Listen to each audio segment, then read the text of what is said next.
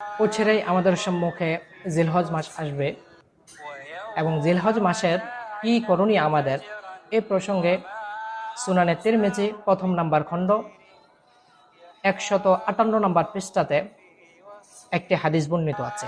রাসূল সাল্লাল্লাহু আলাইহি ওয়াসাল্লাম বলেন, মা মিন আইয়ামিন আহাব্বু ইলাল্লাহি আন ইউতাআব্বাদা লাহু ফিহা মিন আশারি জিল হিজ্জাতি ইয়াদিলু সিয়ামু কুল্লি ইয়াউমিন মিনহা সিয়ামা সানাতিন ওয়া কিয়ামু কুল্লি লাইলাতিন মিনহা বিকিয়ামি লাইলাতিল কদর। রাসূল বলেন, আল্লাহ পাকের কাছে যত আমল করা হয়, যতদিন আমল করা হয়, তন্মধ্য থেকে জিলহজ মাসের দিনগুলাতে আমল করা আল্লাহ পাকের কাছে সবচেয়ে বেশি প্রিয়। রাসূল বলেন, ইয়াদিলু সিয়াম কুল্লি ইয়াউম, জিলহজ মাসের প্রত্যেক দিনের